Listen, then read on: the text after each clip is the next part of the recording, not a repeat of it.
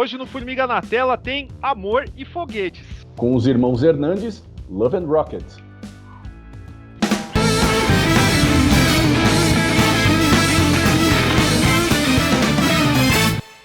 Bom, a gente está aqui para aproveitar, né, o lançamento, né? A Script, há pouco, ela anunciou que vai lançar aqui o álbum do Jaime Hernandes, que é o God and Science, Return of Thai Girls, que faz parte, né, do cultuadíssimo Love and Rockets, né? Já num contexto de retomada. Eles estão trazendo aqui o álbum da Fantagraphics, que é claro, né? É Jaime Hernandes, né? Toda pessoa mais ou menos antenada dentro do mundo dos quadrinhos sabe da importância, né, dos irmãos Hernandes, né, o Jaime, o Gilbert e o Mário, dentro desse universo do Love and Rockets. O Jaime, que curiosamente anda um pouco sumido aqui do nosso catálogo, até porque Love and Rockets ele nunca teve uma publicação regular aqui no Brasil, embora não foi por falta de tentativa de um jeito ou de outro, ainda que a coisa tenha ficado meio esparsa. A Record, lá por volta da década de 90, aliás, não foi nem a Record, o trabalho do Love and Rockets ele vai aparecer ainda na revista Animal, ali entre 88 e 89. Então, olha só a presença, né, perene entre o público que ia atrás de coisas fora do eixo Marvel e DC aqui já. A Animal já estava quebrando um galho de apresentar esse tipo de material para o público brasileiro. Assim como apresentaram o Rancherox, que a gente já tem canal aqui, inclusive, e tal. Tudo isso faz parte de uma cena muito específica de quadrinhos que não foi menos premiado que outras coisas mainstream por ser underground. Pelo contrário, na verdade, a gente está falando de coisas assim que tem um peso da aprovação da crítica muito forte. E aí, ali por volta de 90 e 91, a Record aposta em publicar esse material, lança a revista Love and Rockets, que infelizmente já...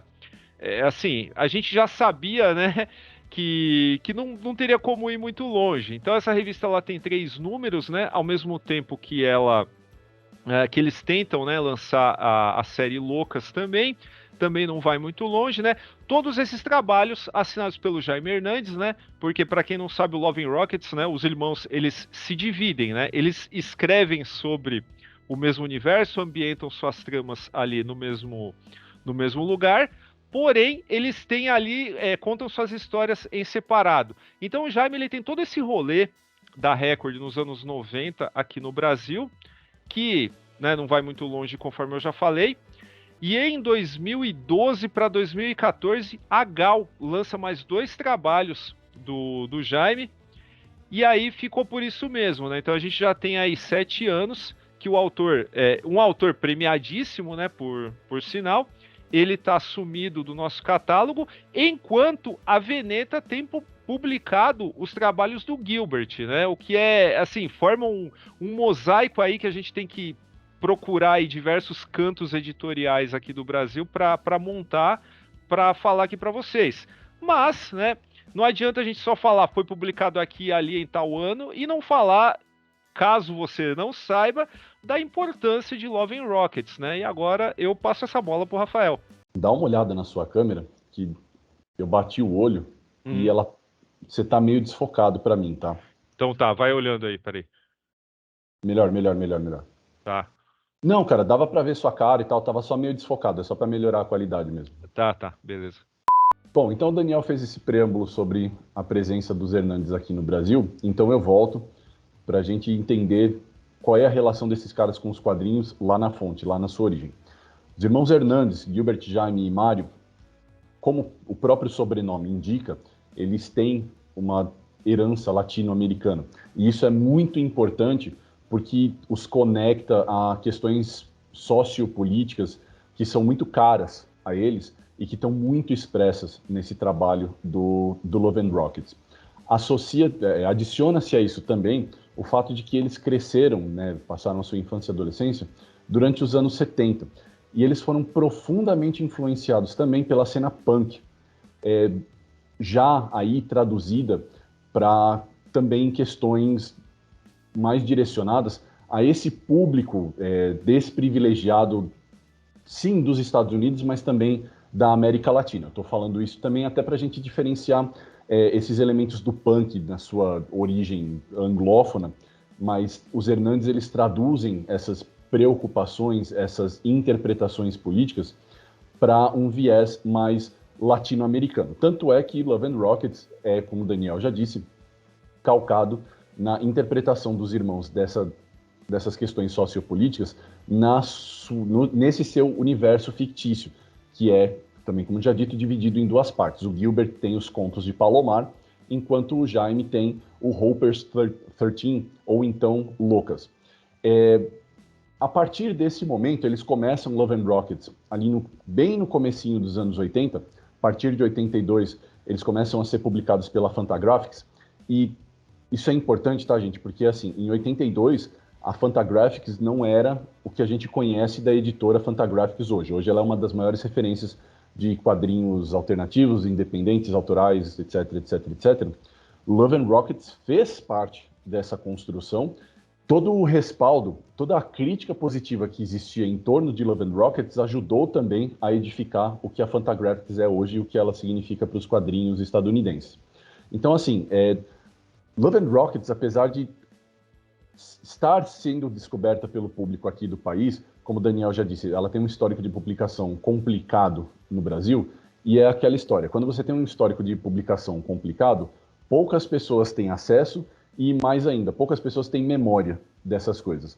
Então, é como a gente de vez em quando fala aqui, tem coisas que já foram publicadas, mas que não adianta nem mencionar que já foram publicadas, porque ou a publicação é errática, ou a edição tem problemas, porque na época o crivo do público e da crítica não ficava tão em cima.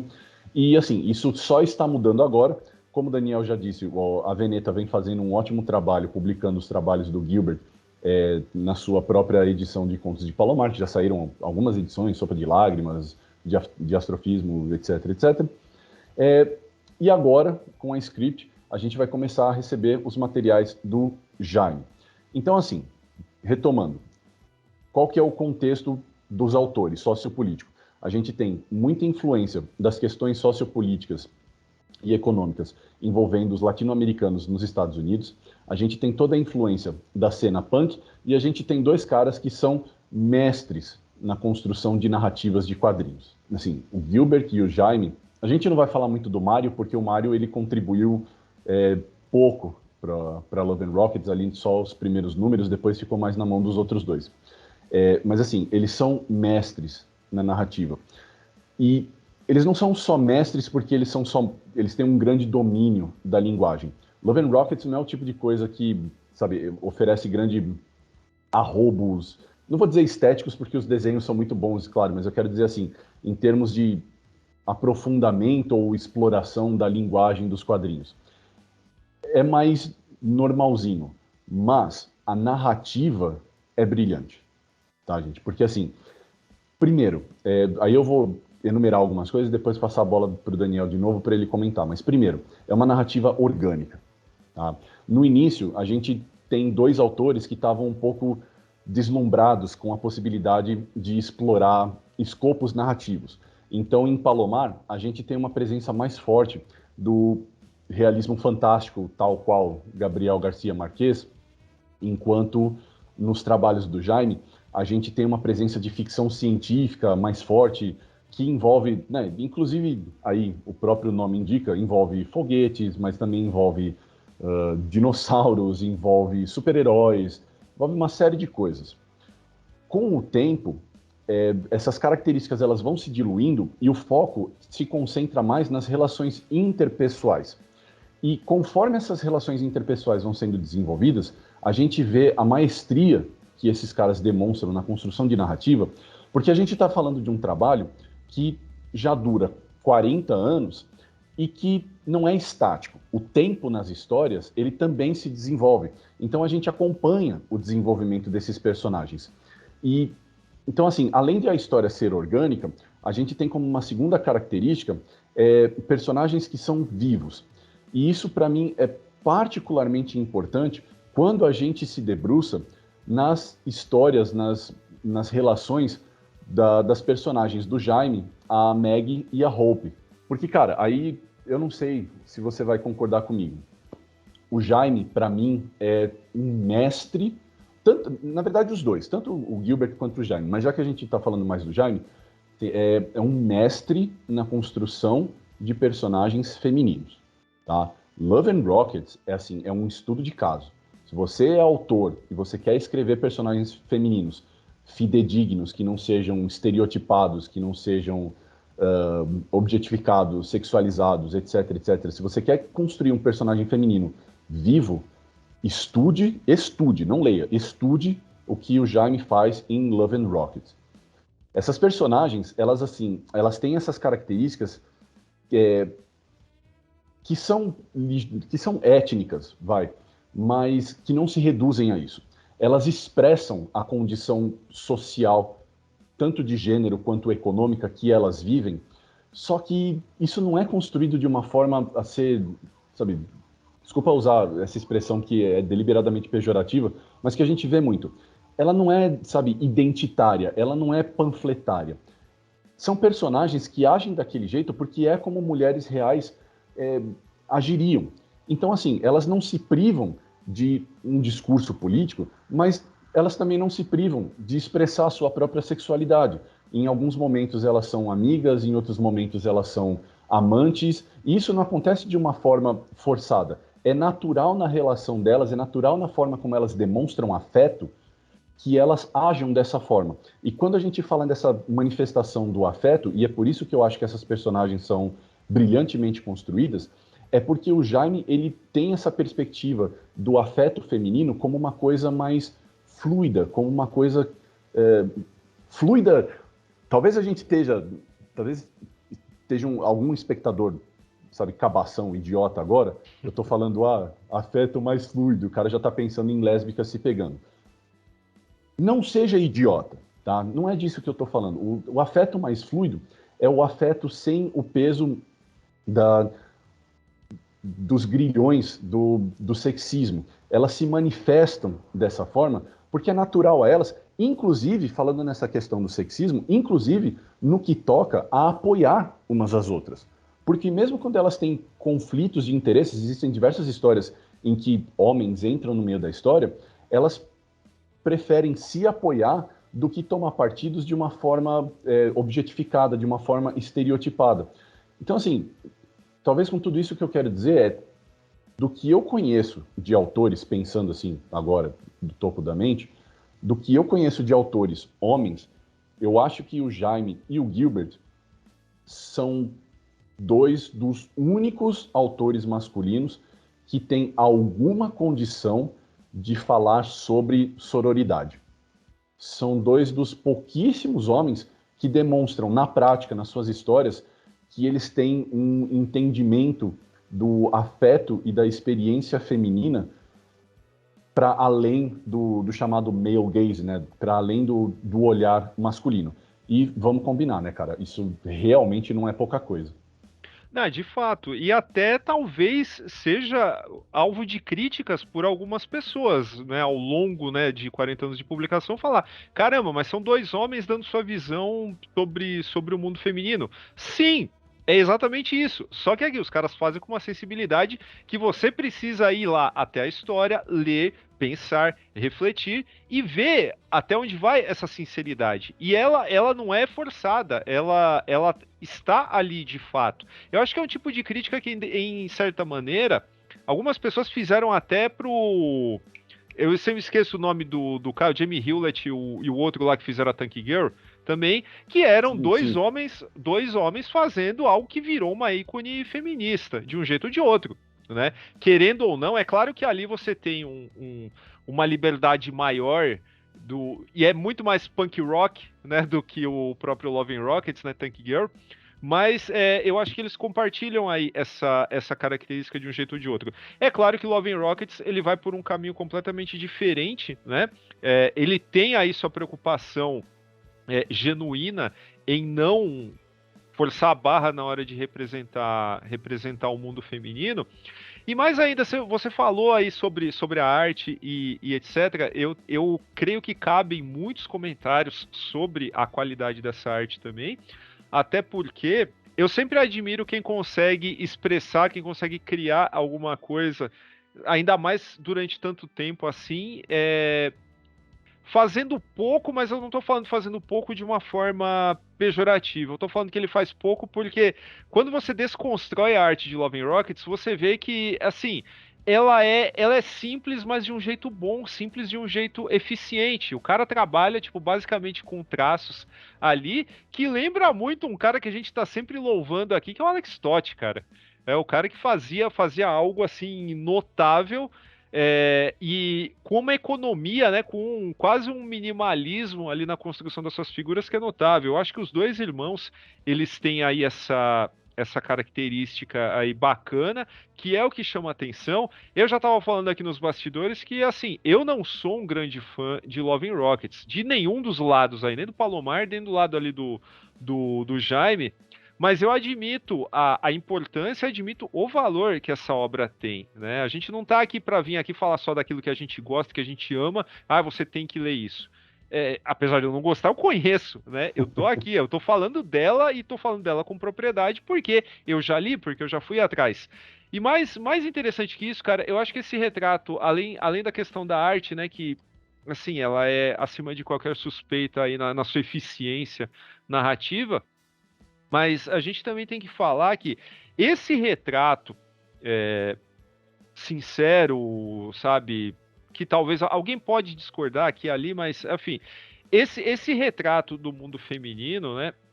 Essa mesma sinceridade, essa mesma honestidade, sinceridade não seria o caso, mas essa honestidade, ela encontra um eco também no fato de que esses caras, eles estão falando de coisas durante esses 40 anos, para dizer a verdade, eles estão falando de coisas do seu próprio universo, coisas que fazem parte da cultura deles. E assim, não estou falando de rock and roll, super-herói, afinal de contas os caras, sabe, moram nos Estados Unidos. Mas a gente está falando, tipo, da herança cultural dos caras, que eles podem, sabe, se servir muito mais disso do que outros autores, né, que em determinado momento precisem entrar nesse lado. Mas a gente tem ali o Gilbert, né, fazendo uso do realismo mágico, conforme você falou do Gabriel Garcia Marques. Mas também, cara, uma coisa que acaba passando reto da maioria das pessoas que analisa isso. O melodrama folhetinesco latino-americano também está ali nos contos de Palomar. Assim como você tem ali do lado do Jaime, você tem a luta livre, você tem aquele lance mais despojado, né, do mundo latino e etc. Então tudo isso forma Que é um inclusive por caldeirão. isso que eu gosto mais do Jaime do que do Gilbert. Exato, não, faz todo sentido, cara. Porque é muito mais. Enquanto ele simboliza algo que talvez seja difícil a gente traduzir em palavras, né, cara? O lado do Jaime, pra mim, ele é muito rock and roll mesmo. Não necessariamente o punk, né? Mas ele é muito rock and roll em relação ao trabalho do Gilbert. E é por isso que eu também me identifico mais com esse lado. Mas isso não muda, cara, assim, a importância do mosaico que o conceito, que o mundo de Love and Rockets inteiro representa. E é por isso que a gente está gastando um programa para falar dele aqui, né? É importante, aproveitando esse gancho do final agora seu, é importante lembrar que, assim, embora os irmãos eles abordem temas muito similares com muita frequência, a abordagem desses temas é bastante diferente. O Gilbert ele é mais introspectivo, ele é mais reflexivo. Eu não mencionei o Marquês à toa, ele trabalha toda essa questão que você mencionou agora, da pobreza étnica, dessas raízes latino-americanas de pessoas radicadas nos Estados Unidos, e é óbvio que toda a questão social e de preconceito que isso implica, que eles obviamente viveram na sua infância e adolescência, e que ajudaram a construir a perspectiva deles sobre o assunto. Você falou da questão da arte lá atrás. Essa descrição que você deu, ela, assim, engloba muito do que era o quadrinho alternativo dos Estados Unidos nesse momento da sua história, final dos anos 70, começo dos anos 80. Por quê? Porque é a herança de caras como Art Spiegelman e a sua Raw, que é a herança do pessoal que seguiu, filhos do Robert Crumb e tudo mais. Então, assim, era a realidade dos quadrinhos deles, porque, de muitas formas, eles estavam mais conectados a essa interpretação mais